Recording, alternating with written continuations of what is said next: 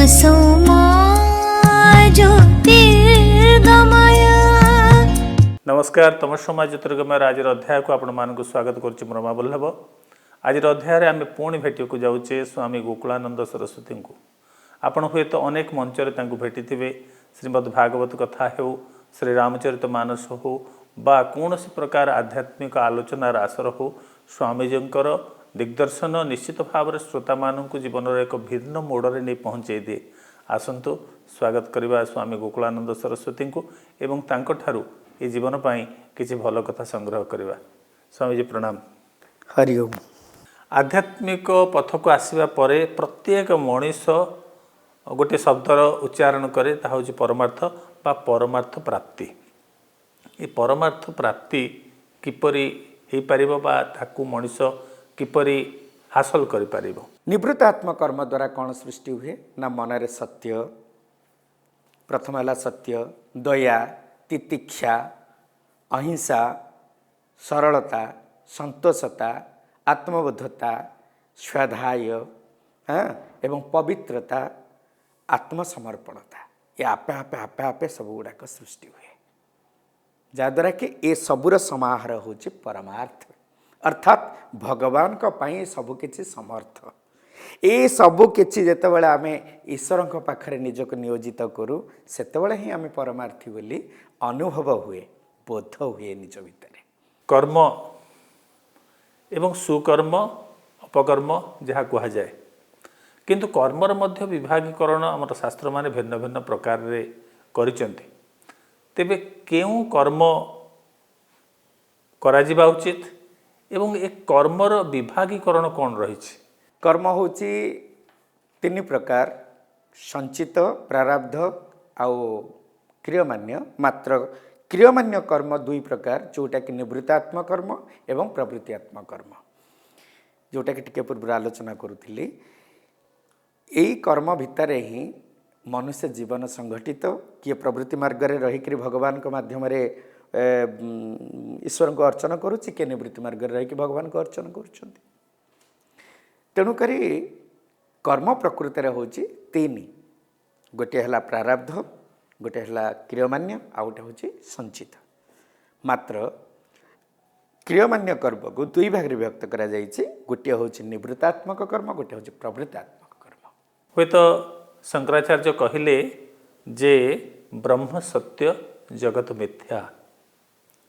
शास्त्र मध्य मायार गोटे संज्ञा निरूपण करिछि एवं माया किपरि मनीष को संसार सहित आसक्त कर रखे से कथार मध्य वर्णना रही। तेबे वास्तव रे मायार स्वरूप कौन? ये मायार स्वरूप संसार ना आउ किछि? आमे जदि माया बोली गोटे जिनस बुझिबा, प्रथम माया शब्दटा कौन? मा जुक्ता या, अर्थात मा कहले अच्छी, या कहले नाही। जहाँ अच्छी पुणी किछि मुहूर्त रे नाही, जहाँ अच्छी पुणी किछि मुहूर्त रे नाही, जहाँ वर्तमान अच्छी हुए तो आउ किछि समय पर से नाही। केमिति आपण अनुभव करेंगे एटा को? सपोज वर्तमान मु गोटे स्वप्न देखिली, मो खटिया उपरे शोइछि, मो खटियाटी आज्ञा गोटे दौड़िया खटिया, ता उपरे गोटे छिड़ा कंथाटे पड़ी। से छिड़ा कंथा देहरे मु गोटे बेडसीट गोटे घोड़ी होकर शोइछि। बुझिपारुछन्ति? मु जेतबेले शोइली मु ता भितर गोटे सुंदर स्वप्न देखिली। कौन स्वप्न देखिली ना, हठात मो स्वप्नटा ये हला, मु गोटे राजा हो जाइछि, मु गोटे राजा हो जाइछि। मो देहरे छिन्न वसन शोभा पाउछि, आली अलंकार विमंडित होइछि, मो मस्तक सुवर्ण मुकुट लगे, आउ मु राजसिंहासन रे बसी गोटे सुंदरी राणी सहित। आउे मो राजथाट दरबार रे उपस्थित अच्छा पात्र मंत्री वर्ग अनेक अनेक अनेक। यही समय रे मो आनंद कौतूहल रसरे सभाटा को उन्मोचित करुथिला बेले हठात गोटे कटुआला गोटे चोर को धरी आसी पहुँचीगला। डाकिला मणिमा मणिमा मणिमा शुणिमा हेउ। हठात राजा आश्चर्य हो गले देखिले कौन है कटुआल ना मु गोटे चोर को धरी आनी अरे कौन करिछि ना ये चोरी करिछि ना अच्छा ये चोरी करिछि कौन चोरी कला ना आली अलंकार चोरी करिछि अनेक आली अलंकार चोरी करिछि ना ताले एई मुहूर्त रे ताकू प्राणदंड दिया जिवो राजा प्राणदंड देबे कौन कही जेतल खड़गटा उठे कि जेतल उंचाइचंती हठात निदटा भांगी गला जेतल निदटा भांगी जाउची हठात मु देखुची मु सेई खटिया उपरे सोईची सेई छिंडा कंथाटा पड़ीची सेई बेडशीट मो घोड़ी हेची मात्र मोर से राजवेश आउ नाही मु टिके पूर्व जो राजा हेइथिली जो खड़ग धरिथिली मु जो राजूती करुथिली मोर जो परिभाषा थिला मोर जो प्रतिरूप थिला मोर जो आकर्षण थिला मोर जो प्रतिभा थिला किंतु वर्तमान ताहा किछि नाही मु पुनरपि जेमती थिली सेमती अछि ताले एटा को कोन कुहा जीवो एटा हला माया मायार रूपटा होची एई भली जहा हमको सुंदरता देखा जाए एटा सत्य भली जना पड़े मात्र ये केबे सत्य नुहे केमिति ना आमे आखि खोलला परे देखुचे सारा विश्व रे वृक्ष लता पहाड़ पर्वत नद नदी सब किछि पूर्ण हेगिरि अछि जहा किछि देखुचे सब हमको आनंद दउछि अलौकिक भाव रे लागुछि हमको किंतु दिन आसीबो आमे तळ आखि बुझी दबा आउ हमको देखा जीवो कि तेणु वास्तव रे ये केबे सत्य नुहे वास्तव सत्य होची जहा आमे अंतर्मुख भितर जोटा अनुभव करूचे तेणु ये माया जहा बाह्य जगत रे जहा किछि आकर्षित करे ये सब होची माया तेणु जे जोगी जे महात्मा ये सब को विश्वास न करी से केवल अंतर्मुखी जगत रे अंतर्मुख रे निजर हृदय रे एक आत्मा एक बोध करी परमात्म्य बोध आत्मा रे से भगवान को अर्चन बंदन कीर्तन करे तेणुक प्रकृत मायार स्वरूप होची स्वप्न भली तेणु संपत्ति अर्थ स्वार्थ पाइबार आशा जिज्ञासा ये सब होची माया तेणु मायार स्वरूप होची स्वप्न गुरु भाव में जन को ग्रहण करने मनीष को व्यग्र हुए एवं मनीषर से व्यग्रता आजिर समय रे एते बढ़ी जाइछि गुरुंकर संख्या कम नहीं एवं शिष्य मानकर संख्या भी कम नहीं किंतु प्रत्यक्ष रे गुरु किए एवं जीवन रे से गुरुंकर भूमिका कौन रही गुरु सर्वप्रथम आम जानिबा गुरु शब्द कौन आपण माने समस्ते जानी कारण गोटे भी संस्कृत शब्द यूज करनी पर्यंत कहीं ना सरलीकरण भाव में गाँवली मतरे सुंदर भाव में कहूँ गुरु निर्दिष्ट गुण को जे रूप माध्यम रे चित्रित करी दर्शई देवार अधिकार जांकर थाए अर्थात अज्ञान रूपक अंधकार भितर जे आलोक रूपक ज्ञान बा ज्ञान रूपक आलोक दे जे हमको जीवन मुक्त करई थांती आमे तांको तो गुरु बोली कहू ताहले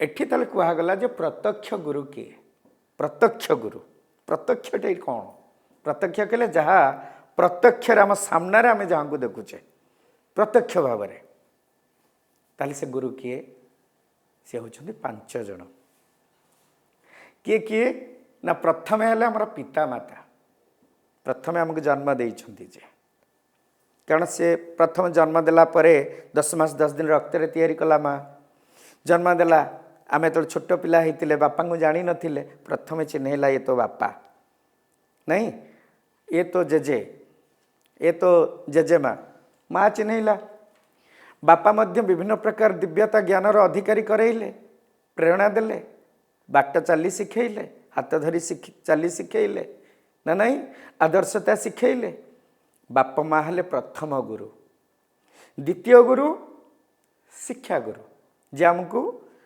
जे कि वैषयिक ज्ञानर अधिकारी करैले जो ज्ञान द्वारा आमर अर्थ उपार्जन हो पार जो ज्ञान रे आम दिग्दर्शन पाइपर दूर विदेश भल मंद वार्ता को अनुभव कर देश विदेशर गारिमा को जापर अंतर्मुखी भावना भितर आम दूरद्रष्टा हो पार सी हेले शिक्षा गुरु। तृतीय गुरु दीक्षा गुरु जे होचंती सद्गुरु। सी कौन ना टिके पूर्व कहूली जे निवृत्ति मार्ग रे आत्मा परमात्मा कर मिलन होबार मार्ग को अनुसंधान करांती। जे दिग्दर्शन दियंती जे जीवन मुक्ति पाए सत्कर्म सद्धर्म सत् नियम सत् आचरण सत् मानविकता सत् सहनशीलता को निज हृदय भितर परिस्फुटन करेला भली प्रेरणा प्रदान करती। जे सात्विक राजसिक तामसिक तीन गुणर अतीत है त्रिगुणातीत है जे आमर दिग्दर्शन मार्ग को अनुसंधान करई थांती से होचंती सद्गुरु। सेतବେଳେ जीवनर मार्ग आपे आपे परिवर्तन परिवर्तन परिवर्तन परिवर्तन हो जाए। जीवनर मार्ग को परिवर्तन करिवार जो शैली जे मार्ग प्रदर्शन करी देखई दियंती सात्विक गुरु बा सद्गुरु से होचंती सद्गुरु।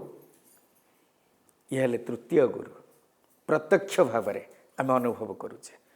आउ चतुर्थ रे सूर्य जे अत्र तत्र सर्वत्र सबु जगार किरण विच्छुरित करुचंदी जा भितर कि भल मंद केबे से विचार करूना। ये खराब एठी मो किरण विच्छुरित हबनी से मना करूना कि एटा भल एठी हबो एमती से कहूना। जोठी बात विचार नहीं अर्थात सात्विकतार परिप्रकाश होउची एवं जे जहाँकर किरण द्वारा मो देहर समस्त रोग मध्य विनाश हो जाए। समस्त शिल्प शास्त्र अधिकारी रूप में जहाँ को ग्रहण करा जाए एवं जे प्रति मुहूर्त जार किरण द्वारा वृक्षलता पहाड़ वृक्षलता भी जमती तांकर पत्र द्वारा खाद्य प्रस्तुति करुछंती तळु धातव लवण ग्रहण करुछंती आ सूर्यंग किरण रु से पत्र द्वारा स्तोम बा जाइलेम रे तांकर खाद्य प्रस्तुति करुछंती तांकर शरीरटा को तैयारी करुछंती ना नहीं से भली मनुष्यर जो आर्थ शक्ति अच्छी बॉडी रे सूर्यंग किरण द्वारा एपटे माटीर आर्थ पाउची से सूर्यंग किरणटा पाउची दीटा जाक समयुक्त होला परे देहरे कांति युक्त होची ज्योतिर्युक्त होची शरीर गठन वर्धन क्षयपूरण पई सामर्थ्य युक्त हो पारुची ना नहीं एमती कि डॉक्टर माने कहउचंती जदि आपण सकाळु सकाळु कळिया खरारे बसिबे तले आपनकर विटामिन डी बॉडी रे क्रिएशन होबो जो थरे कि आपनकर सेटा बॉडी पई बहुत भल ना कोन ताहले सृष्टि होची कहा पई सूर्यंग पई जो ज्योतिर्शक्ति मनुष्य जीवनर दिव्यता को परिप्रकाश करे ये गला भौतिक पई किंतु आध्यात्मिक पई स्वयं ज्योतिर्रूप नारायण जो आम सूर्य नारायण बोली कहूचे आमर गुरु नारायण भाव में गुरुंकर स्वरूप हूँ से भली ज्योतिर्भली तेज पुंज सदृश तेणुक सूर्य हेले चतुर्थ गुरु आउ पंचम गुरु हेले चंद्र जी शीतलता प्रदान करती सरलता प्रदान करती संतोषता प्रदान करती जहाँ भितर कलंक भली लगुवा चिन्ह सृष्टि होते हैं से कहती जे तुम्हें मोरी भली स्वच्छ हुओ आ सब पवित्र हुओ मात्र दरकार पड़े कलंक भली दुख को आपणे नियो केतबेले तुम्हें पछ घुंचा दियो नहीं सबुबेल पई निज कर्म क्षेत्र आगे ही चल प्रेरणा दियंती तेणु ये पांच जन हेले प्रत्यक्ष गुरु आउ ये प्रत्यक्ष गुरुंकर भूमिका जदि जन जन करी देखा जाए ताल विशेषकर सद्गुरुंकर भूमिका यथेष्ट अधिक जो आमको जीवन मुक्तर कारण ही थांती एवं मुक्तिदायक बोली आमे तांको कही थाउ सेतिपे आमे कहू जे कि गुरु ब्रह्मा गुरु विष्णु गुरुदेव महेश्वर गुरु साक्षात परम ब्रह्म तस्मै श्री गुरवे नमः नहीं जो सर्वप्रथम आम प्रार्थना करूँ ब्रह्मानंदं परम सुखदं केवलम ज्ञानमूर्ति द्वंद्वातीतम द्वंद्वातीत सकल द्वंद्वर अतीत जे गगन सदृशम तत्वमस्यादि लक्ष्यम एक नित्यम जे ए संसार अनित्यता भितरे जे गोटे होचंती नित्य पवित्र ना नहीं त्रिगुण रहितम ତିନି ଗୁଣର ଅତୀତ ସଦ୍ଗୁରୁ ତ୍ୱଂ ନମାମି। ତେଣୁ ଆମେ ତାଙ୍କୁ ହିଁ ସେଇଥିପାଇଁ ସଦ୍ଗୁରୁ ଭାବରେ ଆମ ହୃଦୟ ଆତ୍ମା ଭିତରେ ସବୁବେଳ ପାଇଁ ମନ ମନ ଚୈତନ୍ୟ ଭିତରେ ଯୁକ୍ତ କରି ରଖିବା ପାଇଁ ପ୍ରୟାସ କରୁ। ଏହି ହେଉଛନ୍ତି ଗୁରୁଙ୍କର ଭୂମିକା, ଯେଉଁଥିରେ କି ଜୀବନ ମୁକ୍ତିର କାରଣ। କୁହାଯାଏ ଯେ ବନ୍ଧୁତ୍ୱ ବିହୀନ ଜୀବନ ବା ବନ୍ଧୁତ୍ୱହୀନ ଲାଇଫ୍ ଯାହାକୁ ଆମେ କହିବା ଫ୍ରେଣ୍ଡସିପ୍ ନଥିବା ଜୀବନ ଗୋଟେ ଅନ୍ଧକାରପୂର୍ଣ୍ଣ ଶ୍ମଶାନ ପରି। ତେବେ ବାସ୍ତବିକ ଜୀବନର ବନ୍ଧୁ କିଏ ସେ? କାହାକୁ ଆମେ ଜୀବନର ବନ୍ଧୁ ବୋଲି କହିପାରିବା? ଏତେ ଗୋଟେ ସୁନ୍ଦର କଥା। ବନ୍ଧୁ ବନ୍ଧୁ କହିଲେ ଯାହା ଆମେ କହୁ ଅତି ଘନିଷ୍ଠ ବା ଅତି ସମ୍ପର୍କ। ସୃଷ୍ଟିରେ ଯଦି ଜଣ ଜଣ କରି ପଚରାଯାଏ, କିଏ କହିବେ ମୋର ଅମକ ଭାଇ ମୋର ଅତି ଘନିଷ୍ଠ ବନ୍ଧୁ, କି ଅମକ ଲୋକ ମୋର ଘନିଷ୍ଠ ବନ୍ଧୁ, ଏମିତିକି ଅନେକ ଅନେକ ଅନେକ ପ୍ରକାର ବନ୍ଧୁ ବୋଲି ପରିଚୟ ଦେଇଥାନ୍ତି। କିନ୍ତୁ ଏଠି କୁହାଗଲା ଯେ ମନୁଷ୍ୟର ପ୍ରକୃତ ବନ୍ଧୁ କିଏ? ଯେଉଁ ବନ୍ଧୁ ସେଇ ହେଉଛି ବନ୍ଧୁ ଯେ ପ୍ରତି ମୁହୂର୍ତ୍ତରେ ଆମ ସାଥିରେ ଅଛି, ପ୍ରତି କ୍ଷେତ୍ରରେ ଆମ ପାଖରେ ଅଛି। ଯେମିତିକି ଆପଣଙ୍କର ବହିର୍ମୁଖରେ ଯେ ଶ୍ମଶାନରେ, ରାଜଦ୍ୱାରରେ, ନୀତିବାଣୀରେ ଯାହା ଆପଣ ଶୁଣିଛନ୍ତି ନା ନାହିଁ, ବିପଦ ଆପଦ ମୁହୂର୍ତ୍ତରେ ଯିଏ ଆମକୁ ସହଯୋଗ କରିଛନ୍ତି ସେ ଆମର ବନ୍ଧୁ ବୋଲି ଆମେ ତାଙ୍କୁ କହୁଛେ। କିନ୍ତୁ ଏଠି କୁହାଗଲା ତାହେଲେ ପ୍ରକୃତ ବନ୍ଧୁ ବୋଲି କାହିଁ କୁହାଗଲା?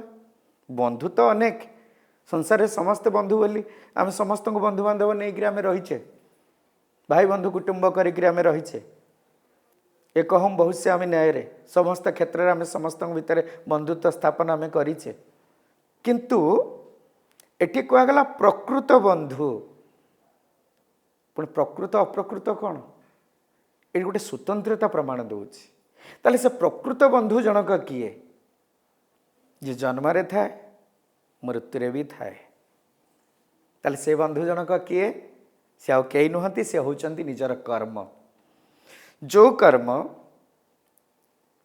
କର୍ତ୍ତବ୍ୟ ପାଳନେ ଯଶ ଧନ ଲଭେ, ଦୁନିଆରେ କର୍ମ ବୀର, ଭାଗ୍ୟକୁ ଆଦରେ କା ପୁରୁଷ ସିନା, ଦୁଃଖ ପାଏ ବାରମ୍ବାର। କର୍ତ୍ତବ୍ୟ ପାଳନ କରି ମଣିଷ ଯଶଧନ ଲାଭ କରେ। ଯଦି କର୍ତ୍ତବ୍ୟ ପାଳନ ନ କରି ଭାଗ୍ୟକୁ ଦରାଣ୍ଡେ ତାହେଲେ ତାକୁ କା ପୁରୁଷ ବୋଲି କୁହାଯାଏ। କହିବାର ତାତ୍ପର୍ଯ୍ୟ କର୍ମକୁ କରି ଆଗୁସାର ଭବ ସଂସାରୁ ହେବ ପାର। ମନୁଷ୍ୟ ଜୀବନରେ ଭାଗବତ କହିଲେ କର୍ମକୁ କରି ଆଗୁସାର ଭବ ସଂସାରୁ ହେବ ପାର। କର୍ମକୁ ଆଗ ସାର କର, କର୍ତ୍ତବ୍ୟକୁ ଆଗ ସାର କର, ତାହେଲେ ଯାଇ ଭବ ସଂସାରରୁ ପାରି ହେବ। ପୁଣି କହିଲେ କର୍ମ କରିବ ନାନା ମତେ, ଫଳିବ କର୍ମର ଆୟତେ। ବିଭିନ୍ନ ପ୍ରକାର କର୍ମ କରିବ, ସାତ୍ଵିକ କର୍ମ କରିବ, ତାମସିକ କର୍ମ କରିବ, ରାଜସିକ କର୍ମ କରିବ, ଯେତେ ତିନି ଗୁଣର ଯେତେ ପ୍ରକାର କର୍ମ ରହିଛି ସବୁ ଗୁଡ଼ାକ କରିବ, କରୁଛନ୍ତି, ଜୀବଜଗତ କରୁଛନ୍ତି। କିନ୍ତୁ କର୍ମ କରିବ ନାନା ମତେ, ଫଳିବ କର୍ମର ଆୟତେ। ସେଇ କର୍ମ ଅନୁସାରେ ଯେଉଁ ଫଳ ଗୁଡ଼ାକ ଫଳୁଛି, ସେଇ କର୍ମର ଫଳ ଆୟତକୁ ଆମେ ଉପଭୋଗ କରୁଛେ। ଟିକେ ପୂର୍ବରୁ କହୁଥିଲେ ପ୍ରାରବ୍ଧ କର୍ମ, ଆମେ ଯାହା ଅର୍ଜନ କରିଛେ ତାହା ହିଁ ପାଉଛେ। ତେଣୁ ଯିଏ ଜନ୍ମ ହେବା ସମୟରେ ଆମେ ଯେତେବେଳେ ହଠାତ୍ ମା ଗର୍ଭରୁ ଜନ୍ମ ହେଲେ, ହାତ ଗୋଡ଼ ହଲେଇଲେ, କାନ୍ଦିଲେ, ନାହିଁ ଏସବୁ ହେଲା କର୍ମ। କାନ୍ଦିବା ଗୋଟେ କର୍ମ, ହଲେଇବା ଗୋଟେ କର୍ମ, ଧରିତ୍ରୀକୁ ଆସିବାଟା ହେଉଛି ଗୋଟେ କର୍ମ। ଅର୍ଥାତ୍ କର୍ମକୁ ସାଥିରେ ନେଇକରି ଆସିଲେ। ପୁଣି ଯିବା ବି କର୍ମର ଫଳକୁ ନେଇକରି ଯିବା। ଏଠି ଯାହା ଭଲ କାମ କରିବା ଭଲ ଫଳ ନେଇକରି ଯିବା, ଖରାପ କାମ କଲେ ଖରାପ ଫଳ ନେଇକରି ଯିବା। କାରଣ ଏ ଜୀବ ମରଣ ନିକଟେ, ବେଗେ ଚିନ୍ତାଇ ଅନ୍ୟ ଘଟେ ନା ନାହିଁ। ତେଣୁ ଆମେ ଯେତେବେଳେ ମୃତ୍ୟୁ ସମୟରେ ଆଉ ଗୋଟେ ଘଟକୁ ଯାଉଛେ, ସେତେବେଳେ ଆମର କର୍ମର ଫଳକୁ ନେଇକରି ଯାଉଛେ। ତାହେଲେ ଆମେ ଯେଉଁ ଯେଉଁ ଯେଉଁ ଯେଉଁ କର୍ମ ଗୁଡ଼ାକ କରି କରି ଆସିଲେ, ପିଲାଠାରୁ ବୁଢ଼ା ପର୍ଯ୍ୟନ୍ତ 5ରୁ 25 ବର୍ଷ ପାଠ ପଢ଼ିବା, ବ୍ରହ୍ମଚର୍ଯ୍ୟ ରକ୍ଷା କରିବା, ଶିକ୍ଷାଗତ ଯୋଗ୍ୟତା ହାସଲ କରିବା ସହିତ ବ୍ରହ୍ମଚର୍ଯ୍ୟକୁ ରକ୍ଷା କରି ଆମେ ଦିବ୍ୟତାର ଅଧିକାରୀ ହେବା। ଏଇଟା ଆମକୁ 5 ବର୍ଷ ପର୍ଯ୍ୟନ୍ତ, 1ରୁ 5 ବର୍ଷ ପର୍ଯ୍ୟନ୍ତ ବାତ୍ସଲ୍ୟ ସ୍ନେହରେ ଆମର ଶିଶୁ ଅବସ୍ଥା କଟିଗଲା। କାରଣ ସେତେବେଳେ आम पाखे मोह माया किसी न थाए आम कि भल मंद जानी न था नहीं कि किंतु 5 वर्ष पर आम पाठ पढ़ले आम जो जापारे विद्या गोटे हूँ संपत्ति आम ताको आहरण करवा दरकार बापा माँ आमको प्रेरणा देले बापा को जानिले माँ को जानिले संसार को जानिले ना नहीं 5 ରୁ 25 वर्ष पर्यंत विद्या शिक्षा कले बा ब्रह्मचर्य को पालन कले दिव्य को अनुभव कले 25 ରୁ 35 वर्ष भितर संसार कले कामना वासना भितर युक्त हेले 35 ରୁ 45 भितर गोटे पिला जन्म करथिले ताकू पाठशाठ पढ़ेले ताकू मध्य शिक्षागत योग्यतार पहुँचेले 45 ରୁ 50 भितर आमे ताकू बड़ करदेले ता कर्म क्षेत्र नियुक्ति सहयोग कले तापर ताप गोटे कन्या निरूपण कले 50 ରୁ 60 वर्ष भितर आमे ताकू बाहासाह करईदेले तापर संसार टाकू देदेले समर्पण करदेले आमे वानप्रस्थरे चलीगले 51 लगिगला वनवास आरंभ होगला वानप्रस्थ आरंभ होगला कम बुझीपार जो 51 52 53 सब तो वन लगिगला से आम वन को यात्रा कले वानप्रस्थ अवस्था आसीगला भागवत से कहला पत्नी निवेशी पुत्र पासे अथवा चलो सन्यासे तेणु से आम कौन कलु ना आम संसार समस्त ओझ को दाम्पत्य जीवन उपर समर्पण करी तापर आम अवसर प्राप्त नहीं गले आम बान्यप्रस्थरे चलीगले परमार्थित मार्ग को जहाँ टिके पूर्व कहते धर्म आचरण युक्त होगापाई ना नहीं आम से जाऊे ताहले ये जो धर्म आचरण रे जीवा सत्कर्म करवा सात्विक कर्तव्य पालन करवा ये सब कर्म ना नहीं तापरे किए मरी जाऊँची किए बंचुची किए जाऊँची किए तो तार हिसाब नहीं कारण मृत्युटा तो क्या हाथ में नहीं ना जन्म हो जाइए सीना कि मृत्यु तो क्या हाथ में नहीं कौ मुहूर्त भी मृत्यु आसीपे ना नहीं तेणुक एटी स्पष्ट प्रमाण मिले जे आम संसार भितर कौन से मनीष को बंधु करने पूर्वर कौन से जीवजंतु को बंधु भाव में ग्रहण करने पूर्वर भगवान को बंधु भाव में ग्रहण करने पूर्वर बोधुए सर्वश्रेष्ठ बंधु से हूँ कर्म जे स्वयं भगवान स्वरूप कर्म बिना संसार रे कौन सी कार्य सिद्धि नहीं कर्मर अन्य रूप हूँ कृष्ण आकर्षयते इति कृष्ण जे एपटे कहगला कौन ना कृष्ण शब्द नीलाकाश च अम्लान ज्योतिनांग जगत टिके संस्कृत उपर को पड़े आसिले कृष्ण शब्द नीला आकाश च अम्लान ज्योतिनांग जगत कृष्ण शब्द नीला आकाश ये आकाशटा असीम ना आकाशर कोटी शेष किए कहीपर किए के कहीपर आरंभ कौटू शेष कौटी कहीं कहीपर कृष्ण शब्द नीला आकाश च अम्लान ज्योतिनांग जगत जार अम्लान कहले जे मलिनता नहीं जहाँ भितर ज्योतिनांग जगत अर्थात जे समस्त ज्योति ये सृष्टि जिते ज्योतिर्मय जो वस्तु अच्छी समस्त ज्योतिर्मय ठारू जे श्रेष्ठ ज्योतिर्मय स्नांग शब्द क्रू शब्द लीनंग स्नांग शब्द क्रू शब्द लीनम स्नांग जदि शरीर हुए क्रू हूँ कर्म जितेबाला ये जीव जिते कर्मयुक्त हो जाए शरीर भितर निवृत्ति प्रवृत्ति सबको नहीं जो कर्मयुक्त हो जाए से साक्षात कृष्ण रूप हो जाए से कहगला क्रू क्रू कहले करवा क्रू धातु हूँ करवा स्न कहले शरीर ए शरीर भितर जहाँ करुँचा कर्म ताल प्रकृत बंधु किए स्वयं कर्म तेणु ये कर्मरूपी कृष्ण श्रद्धारूपी राधा तेणु जे श्रद्धार सहित बा श्रद्धारूपी राधांक सहित बा श्रद्धारूपी राधाराणी साजी कर्तव्य पालन करे आपे आपे राधाकृष्ण मिलन हो जाए से ही मिलन हो जाए राधाकृष्ण तत्व दर्शन जो प्रकृत मनुष्य जीवन बंधु एकमात्र कर्म कर्म बिना आउ केही बंधु नुहंती कर्म जदि अच्छी तो समस्त संसार बंधु हो जाए कर्म नहीं तो केही क्या पचारती तेणु वास्तव बंधु स्वयं कर्म।